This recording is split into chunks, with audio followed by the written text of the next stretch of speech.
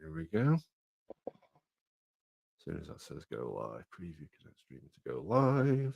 We do need to do. Gas, go on, do some gangster rap for us. What, like we're spending most of our lives living in a gangster paradise, that sort of stuff? Yeah, that'll do. Yeah, okay. There we go, we're ready now. Nice little filler, there we go. Right then, here's the loud music.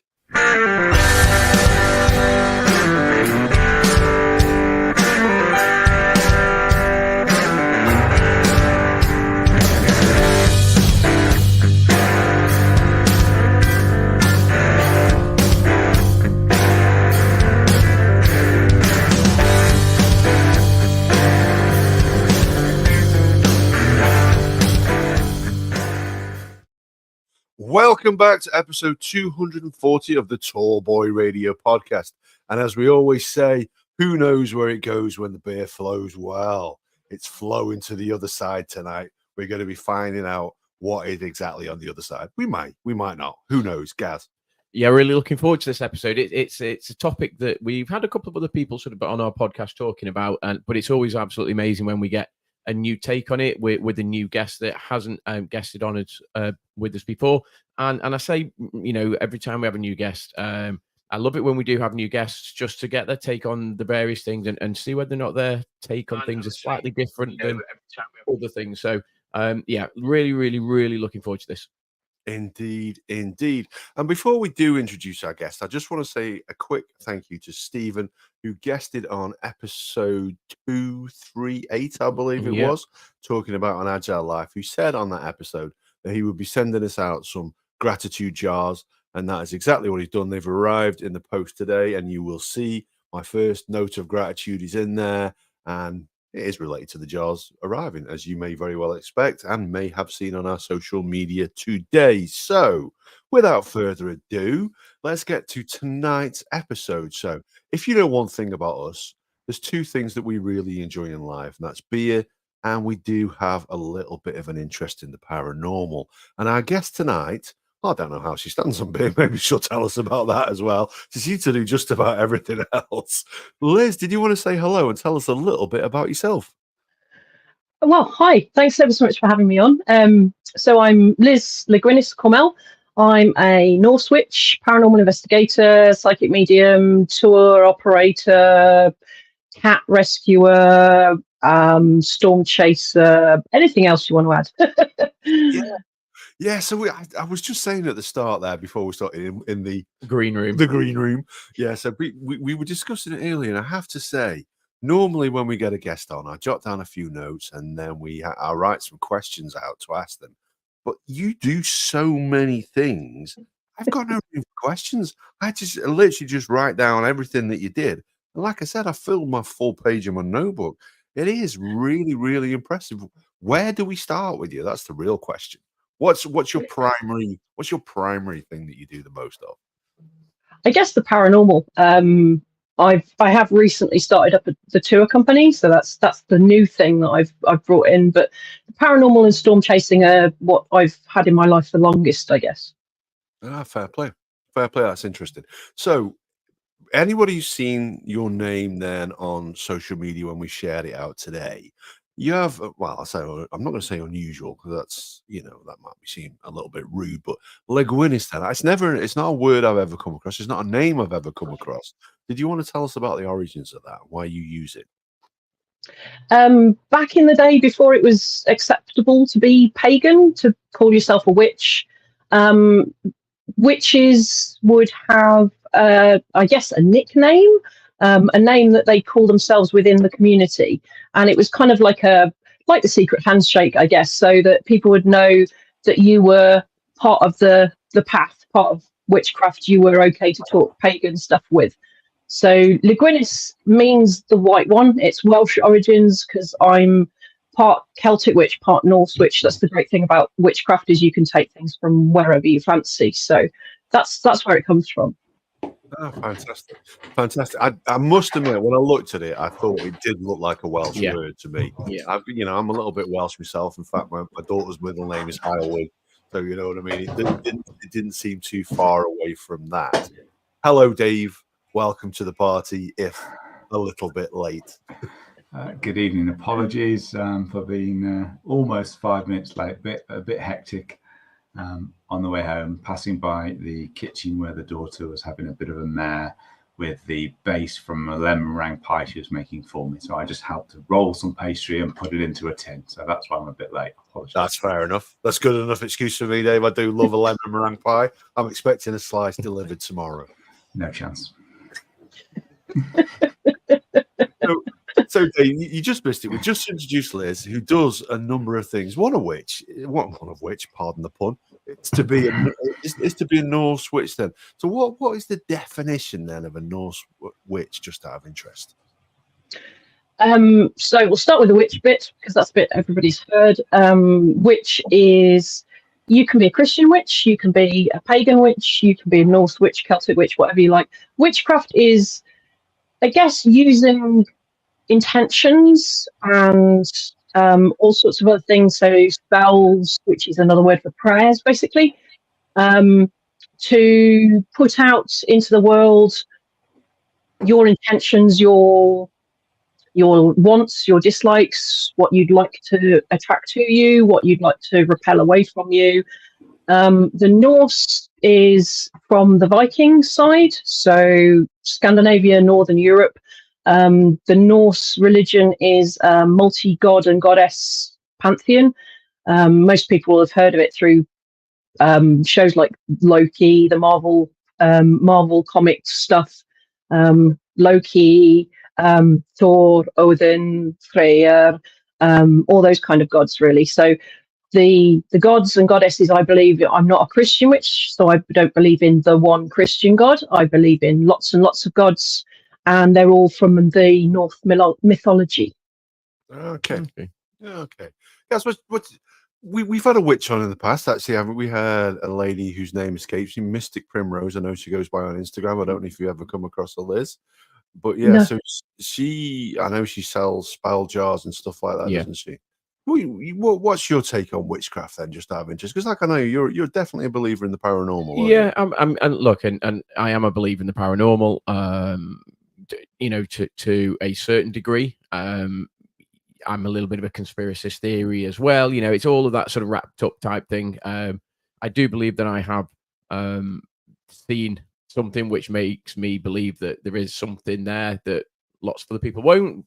Possibly we'll get into this a bit later, maybe Dave being one of them. But I suppose witchcraft and wizardry and that they're all wrapped up in sort of, I say, folklore as such. And we've had a couple of people on that spoke about Salem and various Pendle Hill witches and various other things, on our podcast, and we got into sort of the wheres and what fors. Look, I'm a believer in the paranormal, so I do believe that witches are out there. Obviously, Liz being one of them. I do believe that people have absolutely the right to believe in whatever it is that they want to believe in. I'm just curious in terms of how did it start for you then, Liz? I mean, and you mentioned that the pagan aspect and the paganism, was that something that was sort of in your sort of family unit growing up? Is it something you sort of discovered later on in life, or how was it that you got involved in that?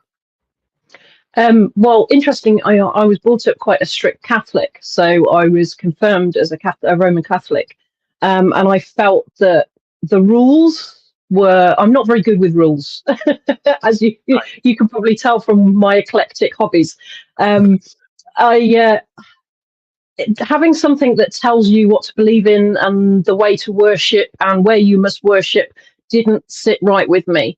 And I guess it all started with I dated a guy whose mother was a Romany gypsy, and she taught me how to read tarot cards using regular playing cards. Right. So there were no pictures to give you any clues. It was literally just the cards as a connection with the person you're doing the reading for.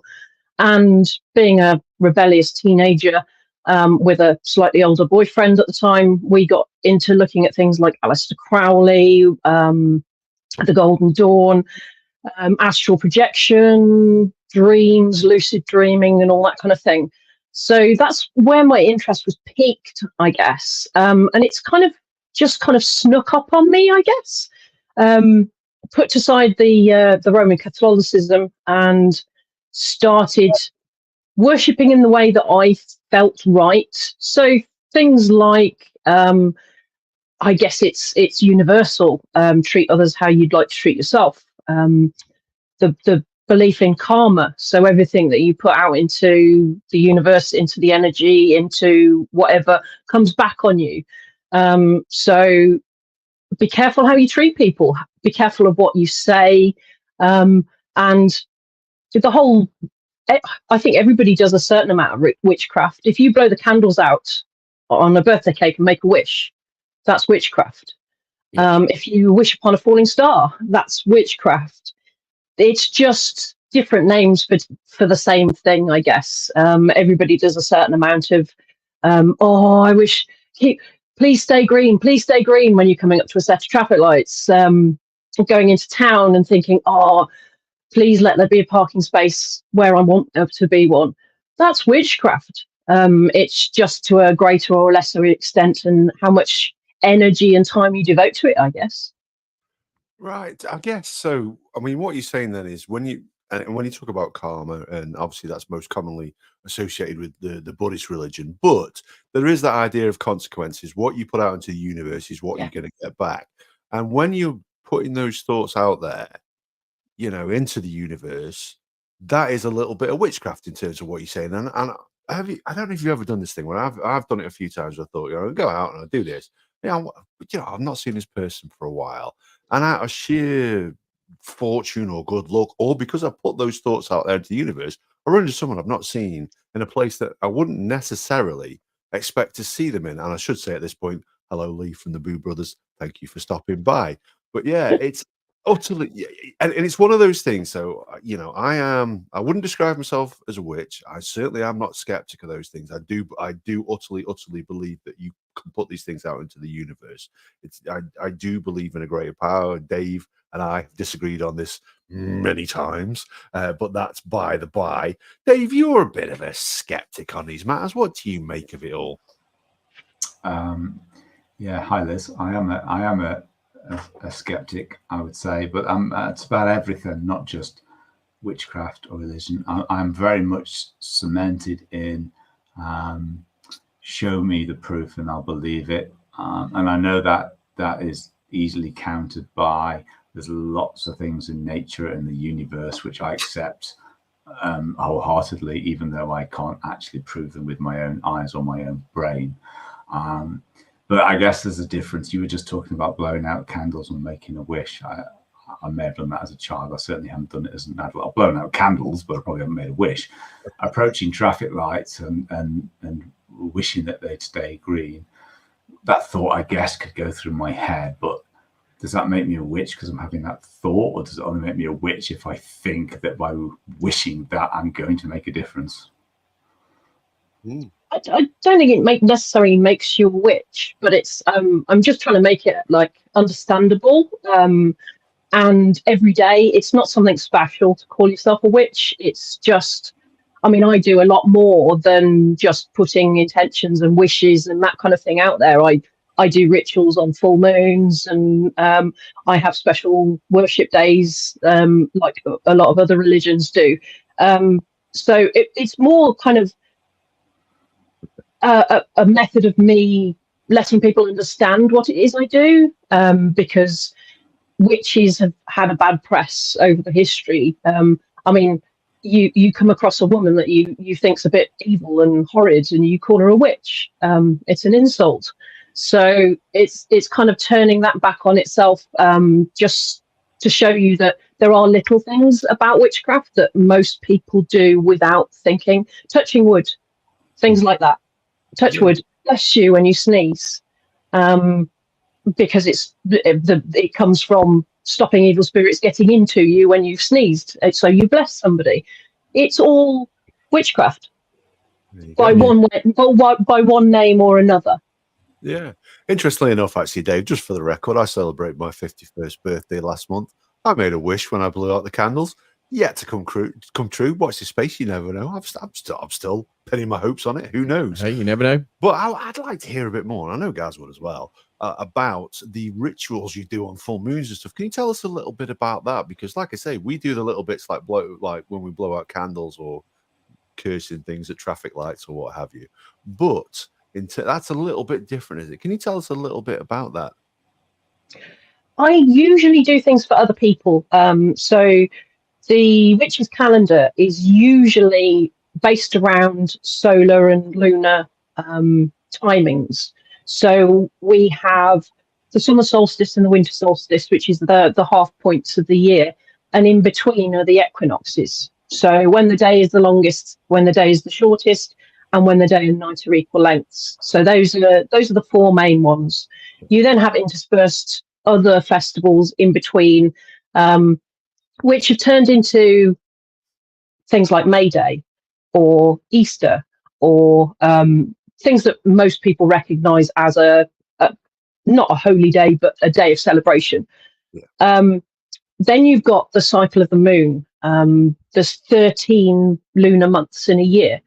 13 is a lucky number for witches. There's usually 13 witches in a coven. So the full moon is about fruition, being full. The new moon is about letting go of everything, and as the moon grows, so do your wishes and intentions grow. Full moon is when you harvest them, and as the moon diminishes, that's when you start reflecting what's happened, what's good come in, and the sorry, Lee just put me off with the Man United comments. Thank you, Lee. So what I tend to do is, if I'm doing a ritual, I will base the ritual around the timing of the day of the week that means what I want it to mean. So Friday's about love because it's Freya, the goddess of love. Monday's Moon's Day. So it's all about timings, because that gives extra energy from the universe, from the surroundings to the spell is what I believe. So it's things like writing down what I want to achieve in the next month, and I will burn it and release it into the universe, up to the gods, wherever. I'm not quite sure where it goes, and I don't know what I believe, but I know it gets it out there. And I always say, if it please the universe, because I believe the universe has a plan for everybody. What I'm trying to do is kind of put my freedom of choice into that plan, if that makes sense. Yeah, interesting. A lot of what you've just said then, Liz, makes perfect sense to me, and nothing from what you said there would make me, introduced me as a skeptic, but nothing you said there gives me reason to be skeptic of anything, because nothing you said there is implying that I'll go out when the moon is in such and such a place, I'll burn something, say some words, and then this will happen. So that's certainly not what you said then. So what you're saying there is just more akin to just beliefs and a religion of a sort, and it's just beliefs and things you do, and a lot of it sounds like it's because it's coming from within you, and it's what you believe in. These actions therefore lead to something. So I mean, unless I've misunderstood, that doesn't sound like witchcraft to the uninitiated would be cast a spell and something magic happens. That's not what you've just said. No, it's not like I can go, oh, I'm going to turn you into a toad and you magically become a toad. Yeah, what cool, I might be, it would be really cool, like Harry Potter. If I want, for instance, you've done me dirty, you've double-crossed me, or I'm not happy with the way you've treated me, what I can do is put it out there that I'm really not happy, and I can ask karma to be accelerated. So I'm not asking for a change. I'm asking for something to happen quicker than maybe, like bringing it to the attention of the universe. Yeah. So kind of going, look, there's little old me here sat in the corner. I really didn't like what they did to me. So can I ask for karma to be accelerated, because bad people tend to have bad things happen to them anyway. I'm just asking for it to be a bit quicker. So yeah, and there isn't anything, I don't think there's anything revelatory about it. It's not like I can magically create world peace, but if you've got enough people with the same intention, that puts it out of you. That puts it out into the universe, and if enough people believe it will happen, then it may happen quicker than it might do if we didn't believe it. Yeah, I buy into that. Do you buy into that?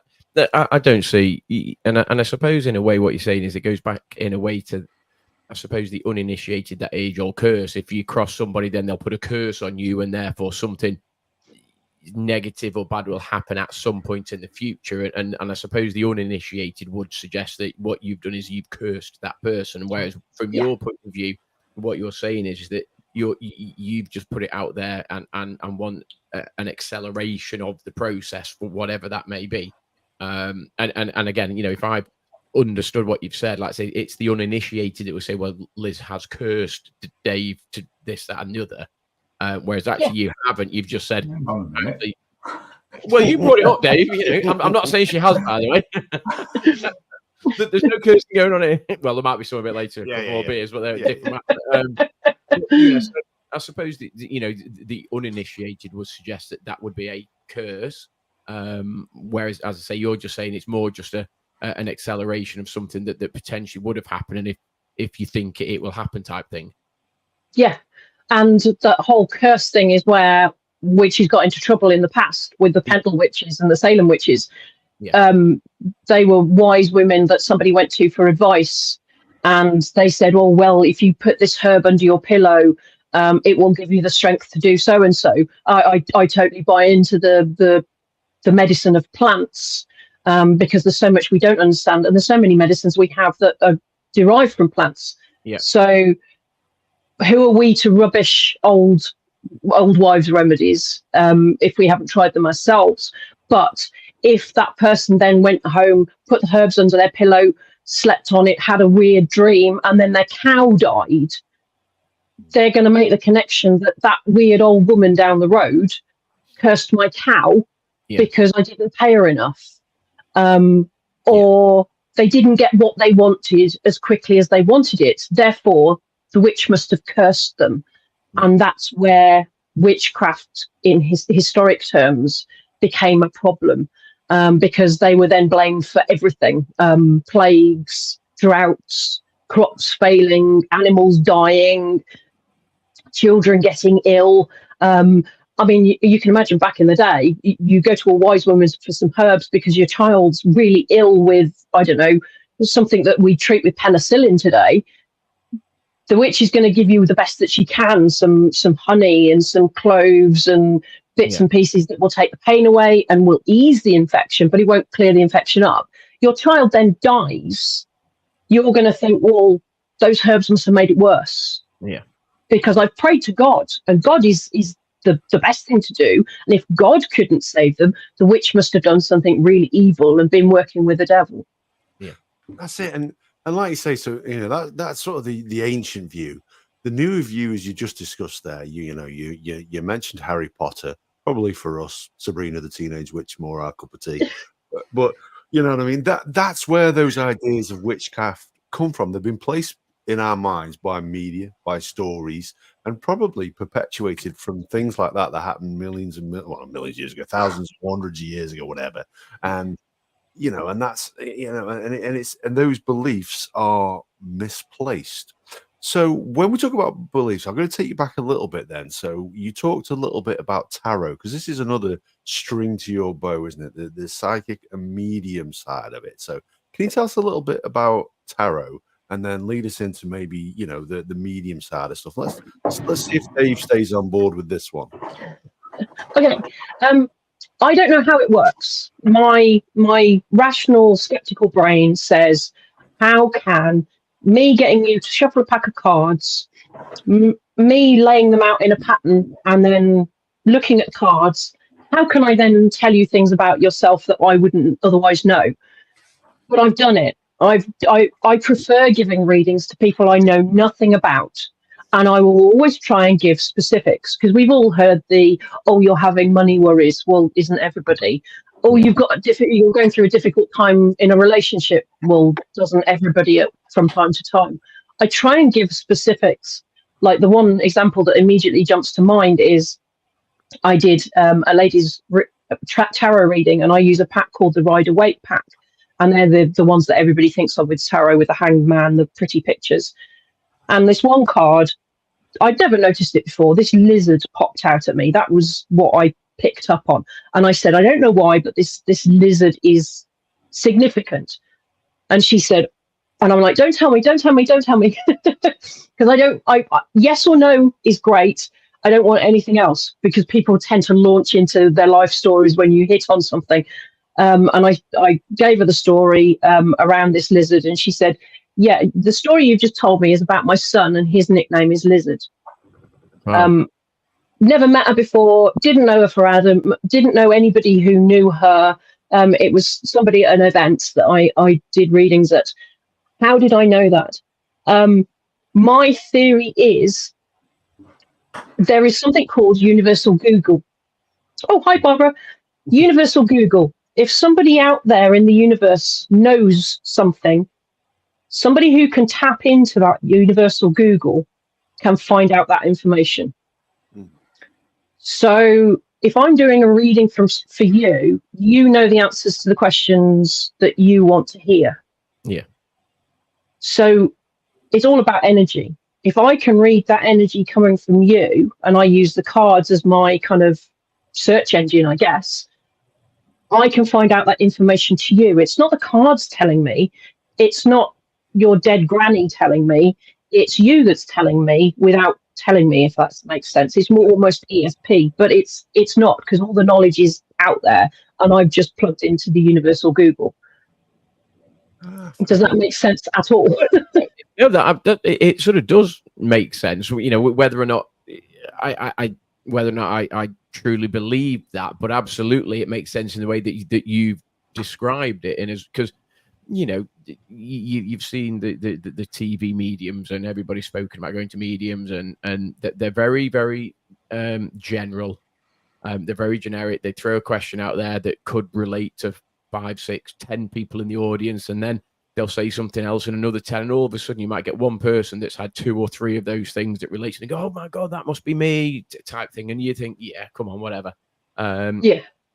However, you know, I do know people that have used mediums and swear by them and would almost trust implicitly what they say, type thing. So, you know, I'm not a true skeptic, and these people that I know that use mediums swear by them and visit them sort of regularly.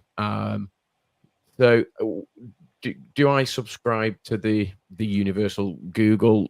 Not sure, but I absolutely wholeheartedly understand the concept of that, in as much as if there is a information and an answer out there, it's just about tapping into it. Yeah. And like we said, you know, we looked about putting energy out there, putting thoughts out there, and putting that out into the universe. If that's out there, are there those people that can tap into it, Dave? Wheel it back around to the resident skeptic.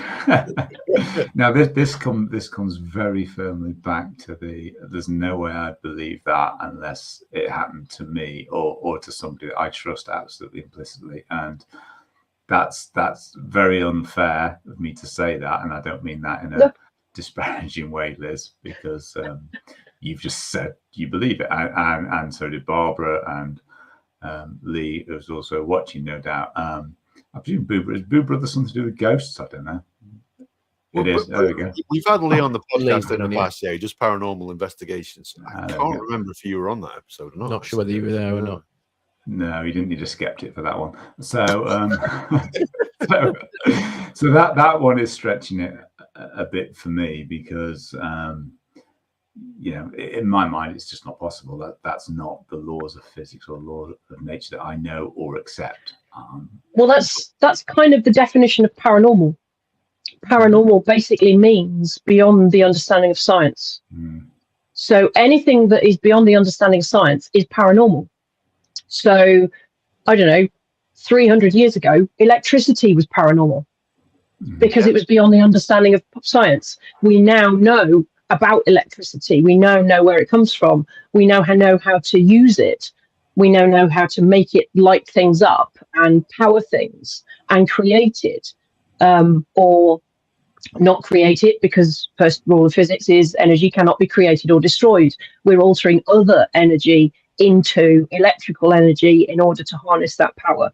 So just because, I mean, I totally respect you not believing something that you've not witnessed or seen a definition for. That's perfectly acceptable. I can't argue with that.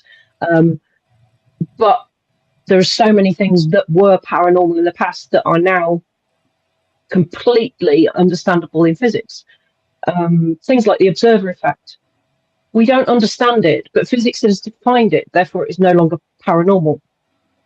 The observer effect is when you fire light particles through a slit. If you are not watching them with a camera, they behave as expected. They form a line on the other side of the slit. If you put a camera on them, they scatter and you get a cone shape. That's the observer effect. Things acting differently when they are observed. And that's a known quantum physics theory. Yeah, and there's absolutely loads of other things like that, like time moving slower. The further you get away, there's lots of things like that going past. People like me would say, "Don't be ridiculous. It's just nonsense." And then you fast forward 100 years, and it's proved. So, which is why I say, I say that it's not a you thing. It's not a you problem. It's not you. It's me. We've been saying that for absolutely years. Don't you worry about that, Liz. We know Dave's the problem. We know Dave's the problem. See, those pair just edge the bets, you see. So they're on both sides of the fence. And what's wrong with that? I call myself a skeptical medium. I come from a background of forensic science. So there's always part of me that goes, well, why? How on earth am I doing this? How on earth are these cards telling me that your Auntie Mary is going to leave you 50 grand in the next 4 months? How am I going to know that? So, the rational part of me goes, no, forget it. But I've done it so many times with people, given so many readings to people where they've gone, oh my God, you could not have known that. I haven't even told my partner. Or I've walked into a building and gone, that staircase is in completely the wrong place.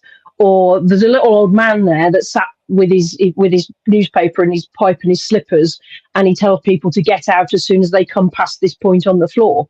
I don't think there's one explanation for the paranormal. I think there's multiple, and I think the universal Google is one of those explanations. And you said something there in terms of you being skeptical as such. Most of the people that we've had on the podcast very, very, very much come from I do everything in my absolute power to disprove something and absolutely rule something out before I then say, well, then therefore it must be this, And I wouldn't even say that. I would say I cannot find an explanation for it at this point of time. It might be paranormal, but it might be something I haven't thought of. Yeah. Which is the whole point of working with so many different groups. I love working with different investigators like Lee and Sarah, with Barbara, coming at things from different perspectives, from different walks of life, because your perspectives are very, very much in tune with what your experiences are in life. Yeah. So if you can have other people's views on things from a different point of view, they might have a piece of equipment that you hadn't even thought of, or they're using the same piece of equipment in a different way, or they're using a medium with equipment in a different way. So I would never say, I can't find an explanation for it, and I've done everything I can to find an explanation for it, therefore it must be paranormal. I would never say that. Yeah. I would say, I've done everything I can to debunk it, look for a rational explanation, and I can't find one. It's possibly paranormal, and it may well be paranormal, but I can't say for definite. Yes, sure.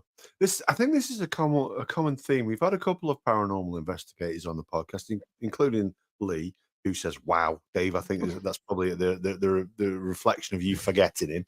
But so there is that sort of common theme that it's about trying to debunk it and not being able to, and it's about you can't get a definitive answer.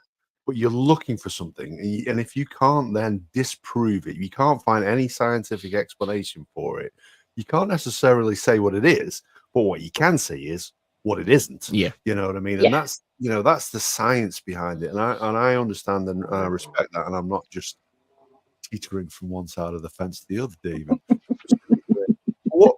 What I'm curious about in terms of your scientific background, I'd like to hear a little bit about that, because like I say, amongst Oh, amongst the myriad things we have on your CV, is that forensic investigation side of things? Can you tell us a little bit about that and how that sort of conflicts with with your beliefs now? Well, growing up, when people say, "What do you want to do when you're grown up?"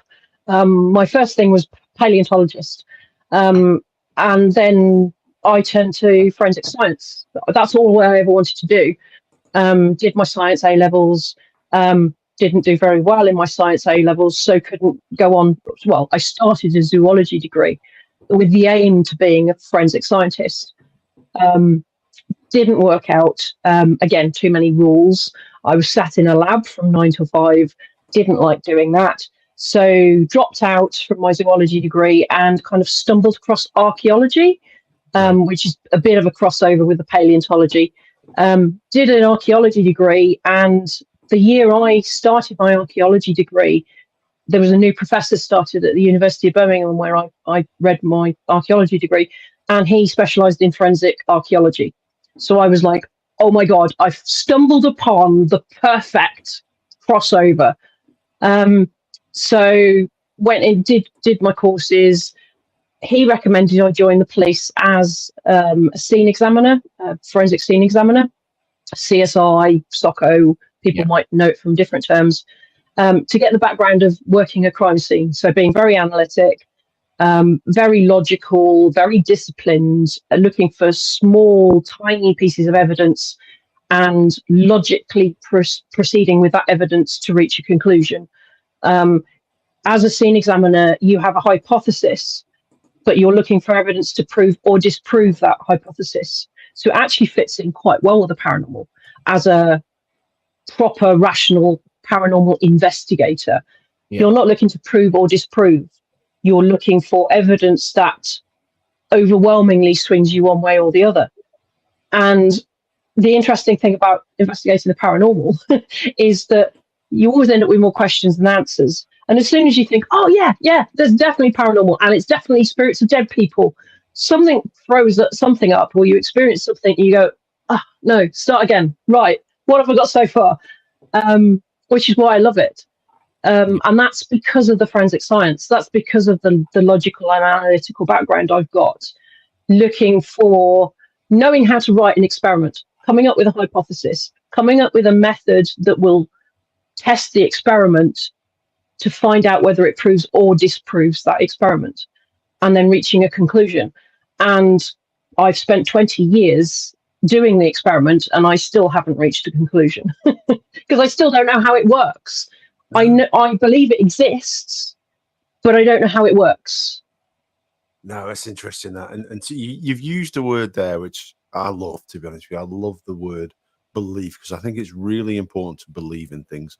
You don't need to experience the proof just to have the belief in its existence, whether that's a religious thing or a paranormal thing. I do think it's really, really important to have beliefs. I know Dave and I, although we differ on religion and things like that, Dave agrees with me on the theory of belief, don't you? Absolutely. I mean, having belief in things is what empowers people and keeps people going and gives them hope and gives them aspirations. It's fundamental to everything we do. And what people choose to believe in is largely neither here or there. It's having something to believe in that I think is important, because without beliefs of any sort, then I think you could be a bit lost. Yeah, indeed. We wouldn't have a reason for being here, would we? The belief in that this life means something is kind of like what keeps us here, really. Yeah, absolutely. And good evening, Stevie. Thank you very much for joining us and for watching. So we're looking then at the psychic and the medium side of things, and you're also looking at the paranormal investigation. So just out of interest then, on the paranormal investigation side of things, you've said there's nothing you can categorically say is one way or another, and that's the very, very nature of the paranormal. But have you ever experienced something, or I'd like to hear of some of your experience that you've had, Dave, that you've happened across. Sorry. I should have muted then. Yeah, you probably should have. Yeah, the things that you've happened across that have really, really made you ponder on what it is that you just experienced. Oh, to be honest, there's so many. Like going back 20 years, I used to be absolutely petrified of going into a dark place that everybody said was haunted and waiting for something to happen. And it would only take something to tap and I'd be jumping out of my skin. Nowadays, I mean, Stevie and Lee and Barbara will testify that I'm usually running towards what's making the noise because I want to find out what it is now. Whereas back before it was more, I haven't experienced it, so I don't know what's going to happen. Whereas now, a knock, I'm going, oh, well, it's just the building settling, or it's a light cooling down, or it's the plumbing making a noise, or it's something external, somebody slamming a car door outside. Whereas back in the beginning, I will totally hold up my hands and say, it used to scare the living daylights out of me. I nearly swore then. So, I mean, I've experienced what I can only describe as intelligent knocking, where I've been asking questions and it's been witnessed by another 15 or so people on a public event. Myself and another medium were sat on a bed at a very famous haunted location, the Ancient Ram Inn in Wootton-under-Edge. We were sat together on the bed in the bishop's room and we were getting knocking on the headboard behind us. Hi, Dave. We got the public to stand away from the bed so none of them could make the knockings. We then held each other's hands and kind of wrapped ankles around each other so that the public could see it wasn't either of us making the knockings. Yeah. We were then asking questions. Are you male? Knock, knock. Or 2 for yes, 1 for no. Are you male? Yes. Knock, knock. Did you live here? Knock. Did you live nearby? Knock, knock. Then we went through a whole string of questions where the answer was yes, yes, yes, yes, yes. So the next question we asked was, can you knock more than twice? Knock, knock. Yes. Go on then. Knock, knock, knock, knock, knock, knock, knock, knock, knock, knock, knock, knock, knock, knock, knock, knock. Yeah. I can't explain that. No. I wasn't making the knocking noise. The public were nowhere near the bed where the knocking was coming from. And I know my colleague who was sat next to me wasn't making the knocking noises because he wasn't moving because we were holding each other's hands. So there's so many instances of little things like that all build up. There's been 2 places that to this day have scared me, and I don't know why they scared me. It just felt wrong. It felt scary, and I can't give you any more explanation than that. Yeah. Nothing huge happened out of the ordinary, having had 15, 20 years experience by those points. Nothing major happened, like there wasn't a ghost that kind of ran up to us and went in our faces and then ran away again. Nothing like that. It just felt wrong. So I can go from seeing full-bodied apparitions, which I have 4 or 5 times, to responsive knocking, to responsive intelligent answers on the pieces of equipment, to just feeling a place is weird. Interesting. And I have to ask, because Barbara's mentioned something there in the messages. So she says, don't forget Bosworth. I'd be interested to hear maybe that story a little bit. Oh, yes. Yes, that was really interesting. Barbara and I, we've been friends for quite a few years, met up through the paranormal. We were having a girly movie night, so we got pajamas on, we were getting into bed, we were choosing a movie, and I can't remember what started it, but we were talking about battlefields. And we said, oh, Bosworth's just up the road. And I just said, shall we go? Barbara's like, when? Now? 11:30. Yeah, why not? Most of my friends know I'm a bit like this. I will do things on the spur of the moment and just go and do things. So we did. We put our clothes back on and we got in the car, drove out to the lanes around Bosworth. Now, there is a visitor centre at Bosworth, which is the Bosworth battlefield. And there's a museum and bits and pieces. Obviously, this was locked up because by the time we got there, it was sort of 1 o'clock in the morning. So we parked up in laybys. And what we were doing is we were parking in a lay-by or a gateway off the road and using just a regular 20 quid dictaphone from Argos to ask questions and record to see whether we get any responses. We did this a couple of times, pulled up in a gateway or a lay-by, and we could both hear distinct drumming. So rational me says, oh, somebody's having a party somewhere, there's a car stereo somewhere, it's the car making a noise. So we did everything we could to debunk it. So we moved into another lay-by, a bit further round the lanes, couldn't hear it.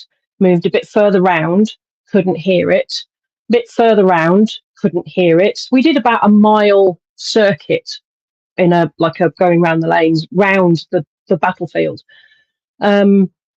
Got back to the original place and we could hear it again. So we set the dictaphone running and we sat there and we could hear this, for want of a better phrase, marching noise. It sounded like, sorry, that was one of my cats fighting, marching towards us in a battle line, as you would imagine on a battlefield, line of troops marching towards you. They got level with the car.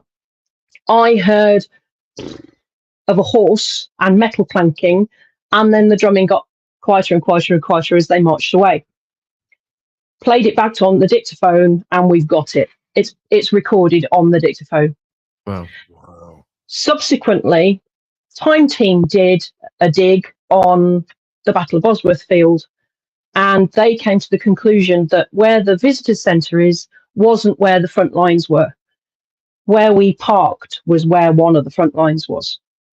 Incredible. That's mad. That is mad, isn't it? And I find these stories fascinating. I share a story with you now, Liz. So I tracked down my family. Where my granddad was an American soldier. He came over here during the war and then moved back to the States. Okay, so he then had another family in America that had no idea that we existed over here in the UK. So I spent some time. I spoke to my nan, and she gave me some information. I managed to track them down, and I wrote my cousin Bo a letter and basically detailed all the stuff onto him. I sent it on to him. Thankfully, it got to him. I'd used the stuff that you see on Catfish, the websites on there, to find his address and posted it out to him. And he took this letter and he visited his dad because years before I'd written to him, okay, so his dad is effectively my dad's brother, who had no idea that we existed.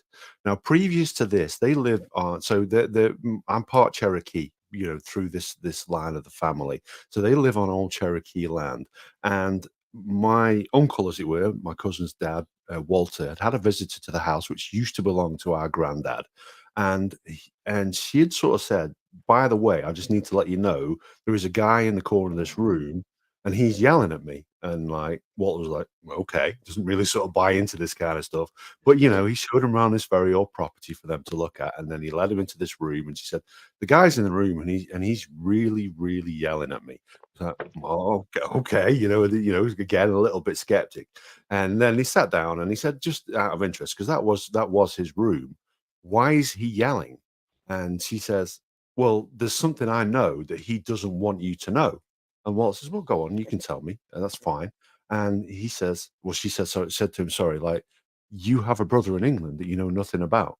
And this is years before they knew anything about this. So I'd sent this letter out, and Bo literally received this letter, and he's like, I have to go tell my dad about this. And he went and told his dad, and he couldn't get out. He literally just sat there and literally go, wow, stroked his beard. He couldn't, and I was quite skeptical on the psychic thing. I had an idea that if the ghosts and everything and spirits existed, there was a scientific explanation for it, and maybe, I don't know, electromagnetism or what have you.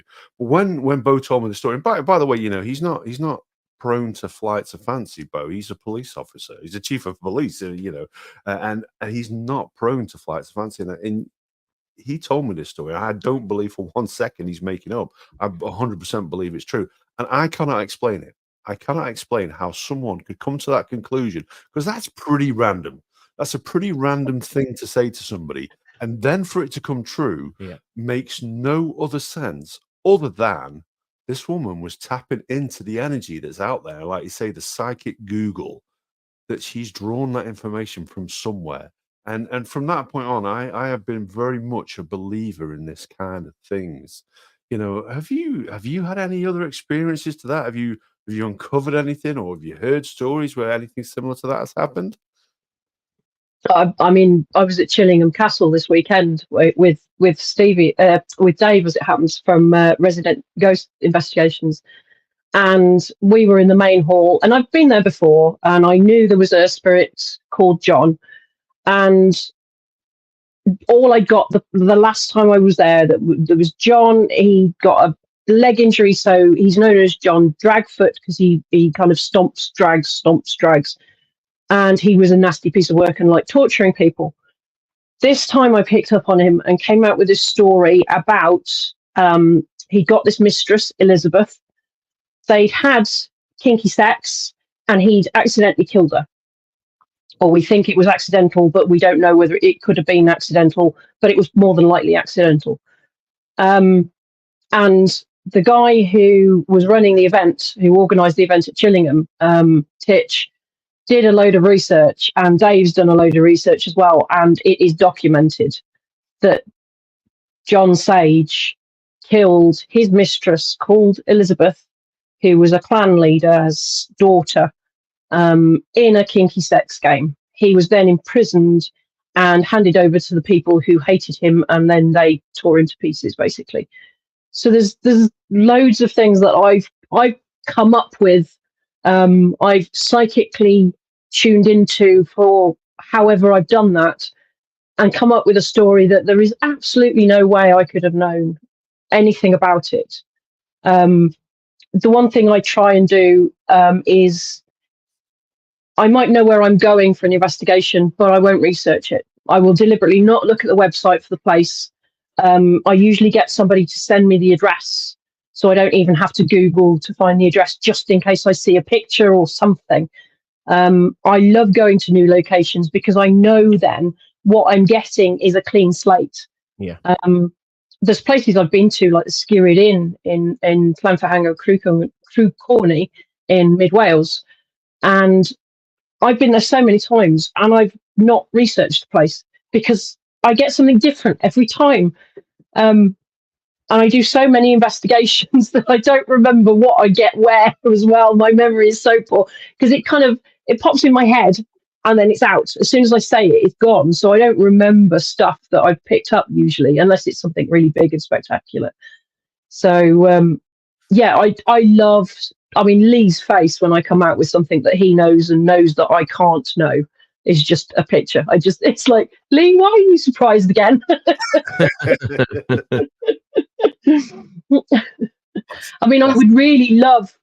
I would absolutely love to be blindfolded, taken somewhere, led round blindfolded, come out with everything I'm picking up, and then do a walk round without the blindfold, and then to be given the history. That would be amazing. Yeah. Yeah. Wow. I'm not sure we're allowed to do that, to be fair. It's borderline kidnapping. It's a good idea for a podcast. so like we said at the start then, so there's a number of things. There's a number of things on your CV. Do you want to tell us about the University of Magicus then? Yeah. There's over in the US, people may have heard of Patti Negri, who calls herself the Hollywood Witch. She's been on Ghost Adventures. She's a psychic medium. I met her at a paranormal conference over here 2 years ago now. She runs University Magicus with a guy called Father Sebastian, who kind of looks at vampirism, and a paranormal investigator called Nick Bonani. The three of them run this University Magicus, which is about anything spiritual, esoteric, weird, religious, mythological, ritualistic, anything like that. And Patti I was very, very honoured that Patti asked me to teach. So once a month, I run a lesson online for University Magicus. The series I'm doing at the moment is based around the Viking sagas. So how history and myth and legend and archaeology influences how I practice Norse witchcraft. Wow. It's a lot to process, isn't it? It's just gone over my head a little bit. I got a question for you, Liz, and it's related to skeptics like me. Do you either online or in real life, do you get a lot of insults or bad stuff said at you by people that are skeptics? Now, I'm a skeptic, as I've explained, but I absolutely don't deny their beliefs or what they, who am I to say what's going on in your head, what you see, what you don't see? That's nothing to do with me, and I don't deny people like that, each to their own, and all of that sort of stuff. But do you get people that are sort of aggressive or just trolls or just unpleasant because of the things you do and believe in? Yes. And you also get the people who are, I will never work with a medium because they're all fake. Unfortunately, there are fake mediums out there that give people bad names. But my challenge would be blindfold me, take me somewhere I don't know where I'm going, then see whether you believe in mediumship or not. Yeah. And if you still don't, that's fine. Like you say, everybody's got their own beliefs and everybody's entitled to their own opinions. To be honest, I really don't care whether people believe me or not. I mean, it's nice when people go, oh, wow, that's amazing, obviously. Yeah. But if somebody goes, oh, that's a load of rubbish, you just made it up, I'm like, okay, that's fine. Or, I really don't care. I'm not doing it for other people. Yeah. I'm doing it for myself and my own exploration and my own interest, which is why I've been doing it for so long. It's just, like I said, every time I do an investigation, there's another question that I don't know the answer to that comes up because of that investigation, which is why I've got to the point where I've kind of accepted I'm never going to know the answer until I pass to whatever's next. Yeah. And I've got to the point where I accept it. It's if something pops into my head, I now don't question, am I making it up? Is there something that is influencing me? Has somebody said something earlier on? Have I read something 20 years ago? I just say it.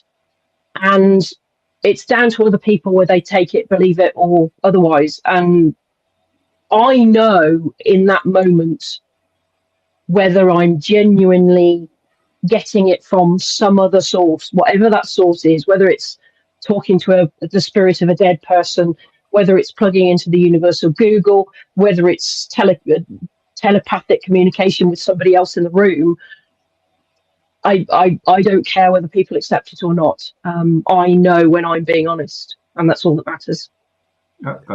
That's true, and I think the TBR, we do occasionally, very rarely, do outside broadcasts. So how long could you stay blindfolded in the car for, Liz? With three men from Cheshire. Just qualify that question, David. It sounded very ropey at this point. We don't ask all our guests. As long as I'm not in the boot. I could, to be honest, you could take me anywhere in the British Isles. Wow. There we go, Adam. Get the outside broadcast sorted out. I mean, we mentioned to Lee, and obviously, when Lee came on and we spoke to Lee, and Lee was sort of very kind in sort of saying that, we'd be more than welcome. And we, both myself and Adam and Dave, who is the skeptic, maybe would be an absolute fantastic foil to mine. And Adam and myself now going, whoa, look at that sort of thing. And Dave going, shut up, you two. So it's just a curtain moving or whatever. But, so we've always said we'd be absolutely sort of fascinated in trying to do something as an outside broadcast somewhere with perhaps somewhere haunted that perhaps we don't know the history of it, but we know it's haunted and we know there's a history of some things happening. And we both, myself and Adam, have said, if something happens, great. And if we experience it, great. But if it doesn't, great. So be it, and that's absolutely fine as well. So, we sort of said that we'd absolutely be up for that, whatever that may be. And we'd love to sort of tag on to something at some point, because I think it will be quite cool. But as I say, both myself and Adam have a little bit of an interest in it. Possibly myself slightly more than Adam, and possibly both of us slightly more than Dave. But I think to have that skeptic there, would be fascinating. I love working with skeptics. Yeah. Because they either go away going, okay, that's made me think about it, which is all we can ask for, or they come out going, oh my God, I'm now questioning everything I've ever believed in, which is amazing. I mean, the ultimate would be to get people like to turn sides, but just getting somebody to be open-minded enough to go, okay, I can't explain that. I don't know how you've done that or what's happened, how it's happened. All we ask of skeptics is to stay open-minded. So I enjoy working with skeptics because they come up with the answers to potentially paranormal occurrences that we haven't thought of. Like, it's, I don't know, infrasound is a big one. Or it's, I don't know, there's a thunderstorm coming, so it's electrostatic energy coming from the thunderstorm. Somebody coming at it from a skeptical point of view is trying to disprove, which is what we should all be doing, but they're really trying to disprove it because they don't believe it, so it doesn't exist. So no, I like working with skeptics.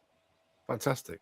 I have to ask then, so, and we're not going to hold you to this one, but I'm curious. So like I say, we all have beliefs, and although you might not have experienced what you need to experience to have a definitive answer, what do you believe is on the other side?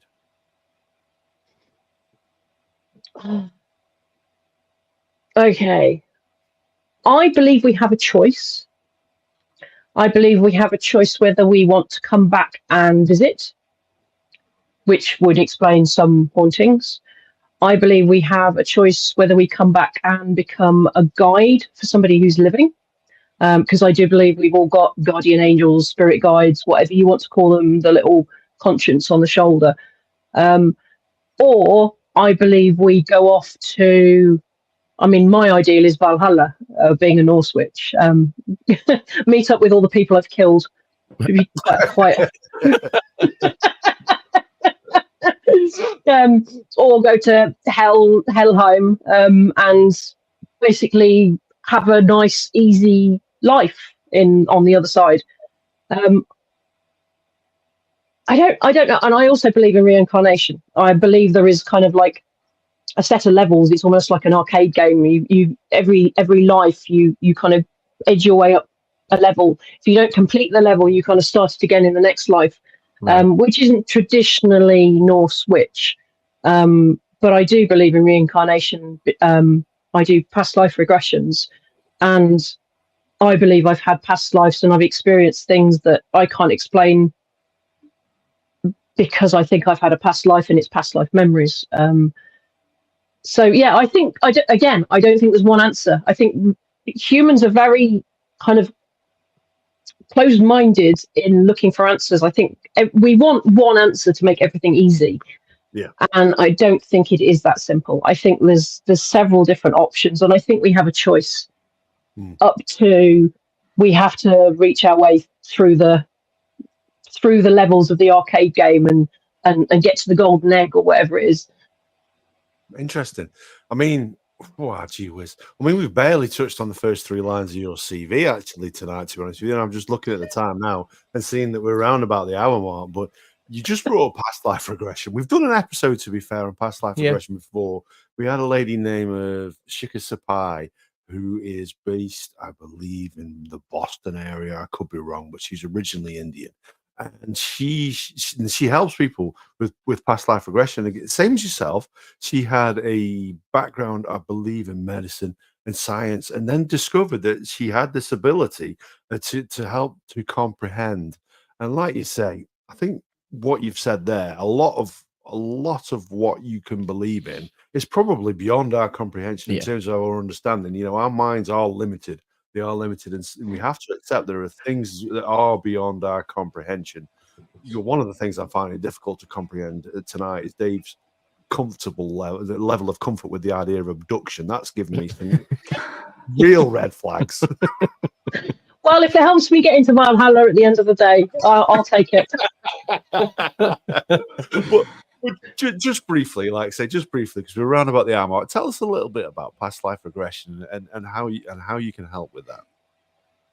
I believe a lot of people have recurring dreams, whether they remember them or not. I had the experience as a child where I had very, very vivid dreams about what I now know is times gone by, which is another whole subject of string theory. I will continue with the linear progression. So I had a recurring dream about, well, I had two recurring dreams about the Second World War, one as a child playing on bombed out houses and one as a pilot. I also had a recurring dream of fighting battles, sword fighting.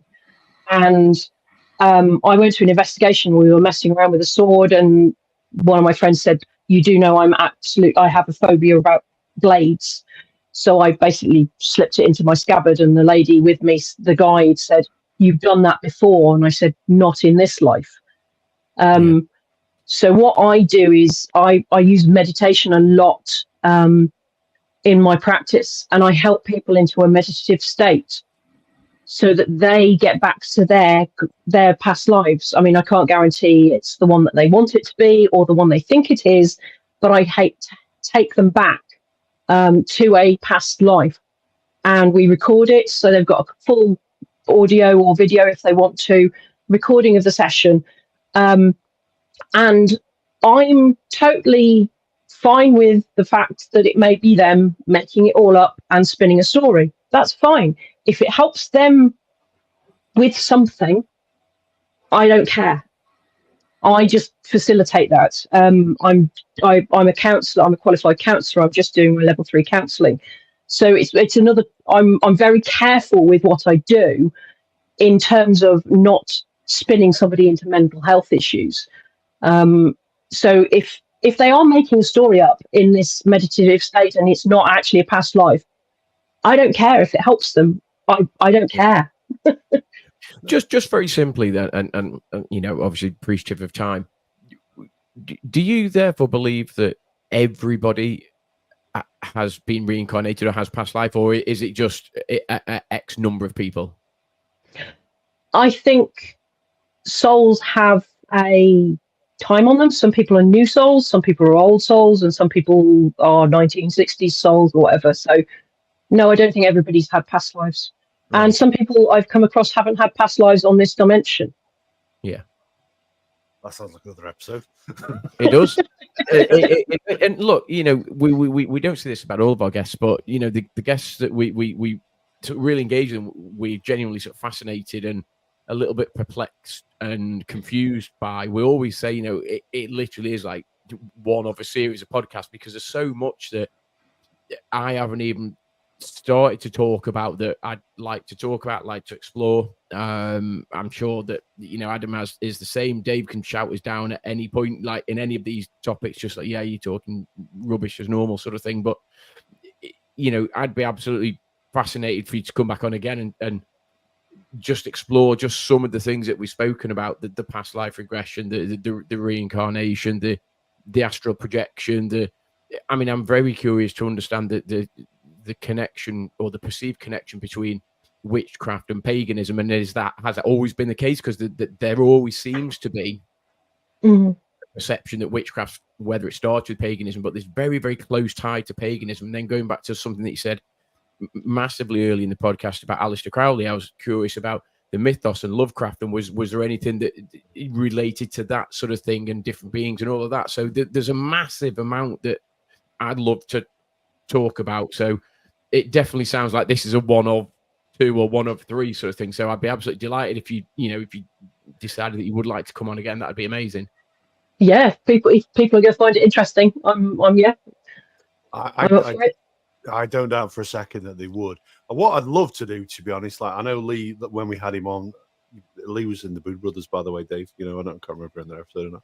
But yeah, Lee said he would organise a away day for us where we can go and investigate stuff. So if you could do that, combine your good stuff with it, I think that would be an excellent episode. Yeah. Amazing, yeah. We'll keep very close tabs on Dave. We'll make sure he's not got any equipment on him that could cause some concern. I'll drive, so he's not got his no duct tape or balaclavas or anything. No. Just give me 24 hours warning. No, we promise we'll curtail his kidnapping activities. Don't you worry. Hey, care to retort? No. I've got a sensible question. I realise we're getting close to wrapping up, but I've got a sensible question. It's one I made a note of quite a way back, actually, but we then kind of moved on to other things. But I do want to know the answer.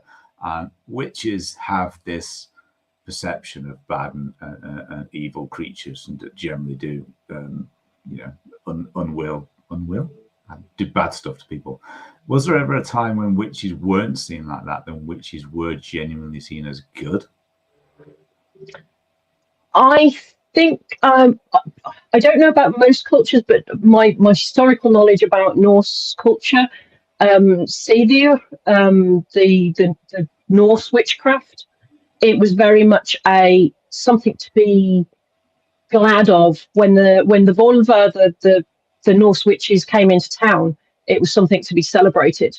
So certainly. I mean, we're going back to 10th century, pre-10th century, Northern Europe and Britain. So I don't know about anywhere else in the world, but I'm sure the Vikings weren't the only ones who saw witches as useful. So pretty much like any group or minority in the entire history of this planet, we always end up marginalizing and discriminating. So some things don't change, do they? You're popular, it's the fear of the unknown, isn't it? Yeah, it is. So we're around about the hour mark. In fact, we're a little bit past that. Liz, would you like to tell us where anybody can contact you on social media if they found the stuff that you said interesting, if they want to do the paranormal investigations, or if they are interested in your psychic and medium abilities? On Instagram, I am liz.legwynis, as it is on the screen there. And Facebook, I'm Liz Legwynis Cormell. And I have a website, which is legwynis.com. Can I really quickly give my tour company a plug? Phantasm Tours, PHANTSAM Phantasm Tours. And I'm combining all my witchcraft, all my archaeology, all sorts of things all together, history, haunted places, and doing tours around England, Wales, Iceland, potentially Romania, France, America, wherever you name it. So, to be fair, I did have that down to talk about. I've still got about 15 or 16 points that we never. He's basically got to the top third of his page. We've got the bottom 2/3 of the page to go, so it's definitely another episode. Sorry. No, there was a lot to go through. I didn't expect to get through it all, but yeah, I did plan on mentioning that one, but we got, as we always do, distracted. Go on, Dave. We always ask you to make some sense of it all. Can you? Oh, it's a difficult one to make sense of. Look, these we have a wide range of guests on this podcast from all walks of life that do all weird and wonderful and sometimes mundane and quite often boring things, but they all have interesting characters, interesting stories, and they do stuff that that stretches the mind and makes one think. And as I said earlier, I'm not one to judge anybody for anything, each to their own. And science can't prove the unscientific, so maybe people should open their mind a bit more. And I take issue with the word unscientific. Okay, getting told off. Okay. I'm not unscientific. I'm not unscientific in any stretch of the imagination. I am not explainable by science, but I'm not unscientific. Okay, science can't explain the stuff that's not explainable by science. So open your minds. And one very, very final thought from me. What colour blindfold do you want? Oh, a purple velvet one. Okay, we can do that. Oh dear. So, Gaz, take us away from kidnapping, please. You know me. You've known me long enough. I'm sort of fascinated with this type of podcast. This sort of realm of fascination and unknowing, I suppose. It is a real. It's not a hobby. It's a real interest. It does pique my interest a lot, just because of things that I believe that I've experienced and seen, and so on and so forth. So, whenever we have this type of podcast on, it blows my mind. I'm fascinated by it. I'm always massively appreciative of the time that our guests give up and are willing to talk about the subjects and talk about their own personal experiences and how they got into it and how they're now using that to help others understand it.